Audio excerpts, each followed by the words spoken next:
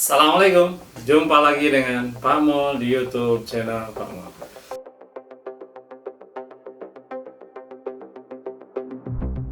Baik, untuk kesempatan kali ini kita akan membahas materi baru lagi, yaitu tentang elastisitas dan hukum-hukum.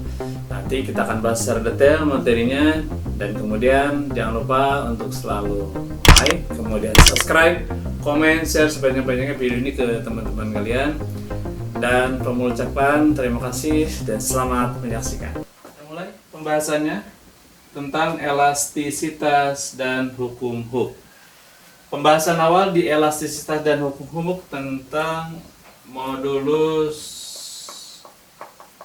elastisitas atau disebut juga sebagai modulus Young, ya, lambangnya E besar. Nah, untuk kejadian modulus Young itu kejadian seperti ini. Misalkan kalian punya benda elastis, ya. Nah, elastis itu artinya apa sih? Dari pengertian ini kira-kira? Nah, jadi elastis itu adalah benda elastis, itu benda yang diberikan gaya, kemudian dia setelah gaya itu hilang, dia akan kembali ke posisi semula. Nah, itu namanya benda elastis. Misalkan kayak karet. Karet kalau misalkan ditarik, kemudian kita lepas gayanya, dia akan kembali ke posisi semula. Itu namanya benda elastis. Pegas juga sama. Dan masih banyak lain benda-benda elastis. Nah, untuk kejadian di modulus yang itu gini, misalkan kita punya benda elastis, ya, dengan luas penampangnya adalah A areanya, kemudian panjang awalnya ini adalah L0. Benda elastis ini ditarik dengan gaya F ke kanan sebesar F, atau benda elastis juga bisa digantungi beban, ya. Nah, nanti ada gaya berat, kalau ada beban berarti sebagai pengganti F-nya. Ketika ditarik, maka benda elastis ini akan bertambah panjang. Oke. Akan bertambah panjang sebesar delta L. Nah, ini perubahan panjangnya. Jadi ada besaran gaya, ya. Kemudian ada luas penampang, panjang awal, dan delta L perubahan panjang. Nah, menurut si Young itu nama orang, ya, Fresnel Young namanya lengkapnya. Dia menyampaikan bahwa di dalam kejadian ini ada dua besaran. Yang pertama, besarannya adalah tegangan. Nah, jadi tegangan, ya, lambangnya seperti ini. Ini dibaca torsi juga, tahu. Tegangan dirumuskan sebesar gayanya per luas penampangnya. Gitu. Ya, jadi ini rumusan tegangan di modulus Young. Nah, F-nya adalah gaya, satuannya Newton. A-nya adalah area, luas penampang, ya. Kalau tidak ada biasanya luasnya tidak ada diketahui jari-jari, sehingga kita harus mencari lewat rumus lingkaran luasnya, yaitu PR kuadrat. Nah, boleh menggunakan rumus ini, PR kuadrat. Nah, kemudian ini adalah tegangannya. Lalu di kejadian ini juga ada satu besaran lagi yang namanya adalah regangan, lambangnya E. Gitu. Apa regangan? Regangan itu adalah perbandingan antara perubahan panjang atau delta L-nya dengan panjang awal atau L0. Gitu. Nah, ini rumusan regangan. Jadi ada regangan atau bahasa lainnya strain, yang ini stress, ya, tegangan. Jadi kalau strain delta L per L0. Apa delta L tadi? Perubahan panjang. Kalau L0 adalah panjang awal. Nah, satuannya kita samakan meter dua-duanya. Gitu. Jadi tidak bingung apakah satuan cm atau milimeter. Kita rubah saja semuanya ke satuan internasional, yaitu meter. Itu regangan dan kemudian tegangan. Nah, perbandingan antara tegangan dan regangan itu dirumuskan oleh Young menjadi modulus elastisitas atau modulus Young. Jadi perbandingan antara tegangan dengan regangan itu sama dengan E. Apa E? Tadi modulus Young. Kita coba turunkan lagi. Tegangan tadi rumusnya F per A.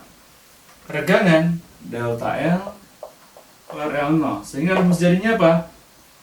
F, nah L0 ini jadi ke atas, ya, dikali L0 dibagi dengan A dikali delta L. Ini adalah rumusan modulus Young-nya. Ya, perbandingan antara tegangan dengan regangan.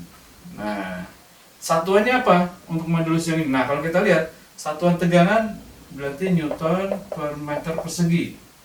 Ini Newton, ini meter persegi. Satuan regangan, ini meter, ini meter. Ada satuan nggak? Tidak ada satuan di sini, ya. Karena akan tercoret satuan di sini meter, di sini meter. Sehingga kalau kita lihat rumusan dari modulus yang tegangan dibagi regangan, ininya Newton per meter persegi, ini tidak ada satuan. Sehingga satuan tegangan itu sama seperti, satuan modulus yang sama seperti satuan tegangannya gitu. Atau ada yang nyebutnya ini PA. PA itu adalah Pascal. Begitu. Ini adalah pembahasan tentang modulus Youngnya. Kita lanjutkan pembahasan berikutnya tentang hukum Hooke. Untuk hukum Hooke yang dibahas di sini kaitannya dengan menentukan tetapan gaya pegas. Jadi kejadiannya seperti ini. Ini berhubungan dengan pegas ya. Di sini ada pegas, misalkan tanpa beban. Kemudian pegas itu diberikan beban. Ya. Diberikan beban di sini sebesar M. Gitu. Nah, lalu ketika dikasih beban, otomatis si pegas ini akan meregang. Ya.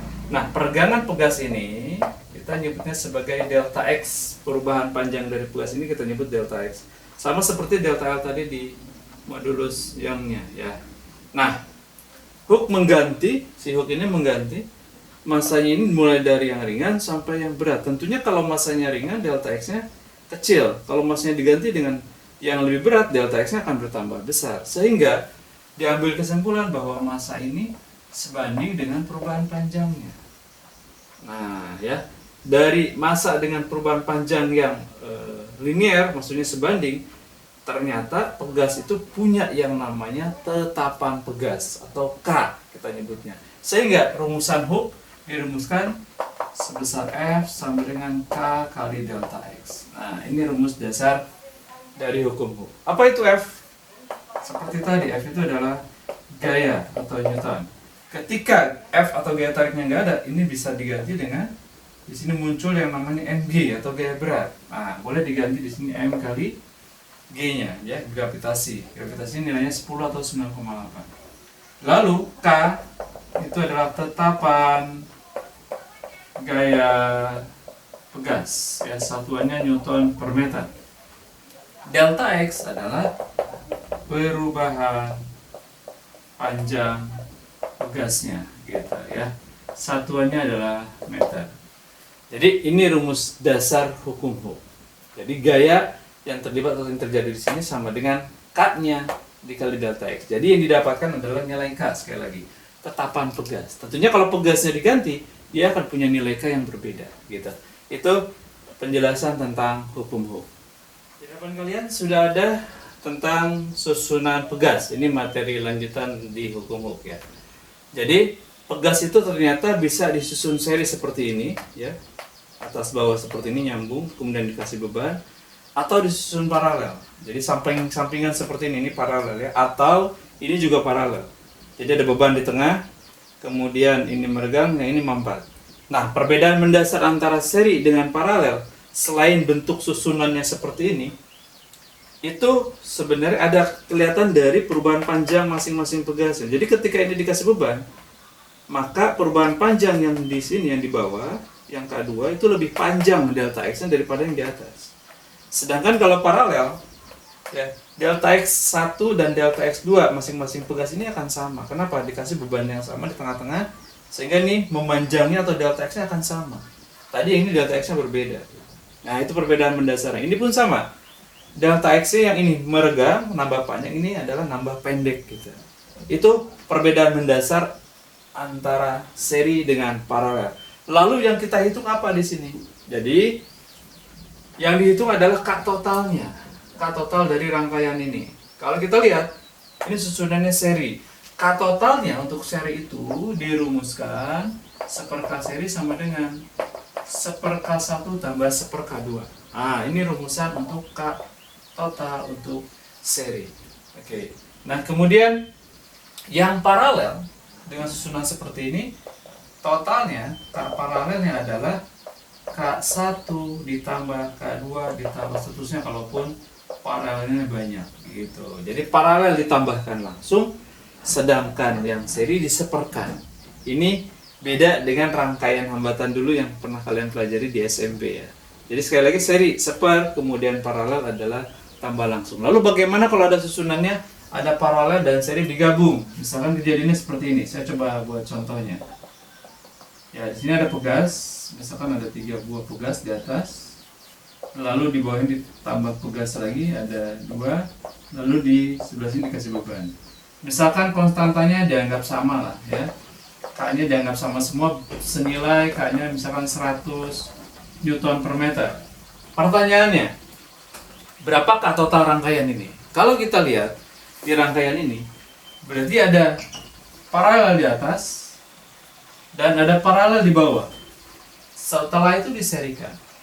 Ya. Nah, paralel yang atas ini ya diparalelkan, berarti K-nya ditambahkan sesuai dengan rumus ini. 100 tambah 100 tambah 100. Berarti K di sini yang atas 300, kita anggap K1 kan. Kemudian yang bawahnya ada 2 diparalelkan, 100 tambah 100 lagi sama dengan 200. Sehingga totalnya kalau kita perhatikan susunan atas dan bawah ini itu seri. Seri balik lagi ke sini.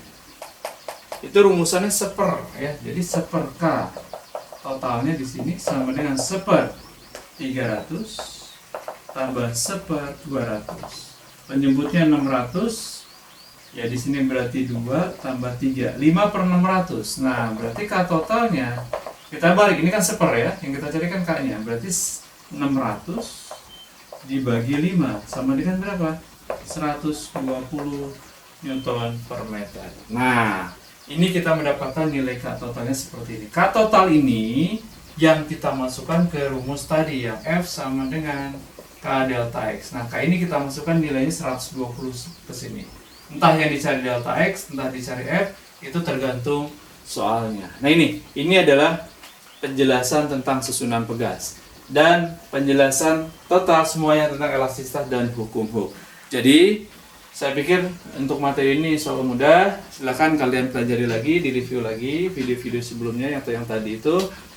Dan mudah-mudahan video ini bermanfaat. Terima kasih dari Famul. Assalamualaikum warahmatullahi wabarakatuh.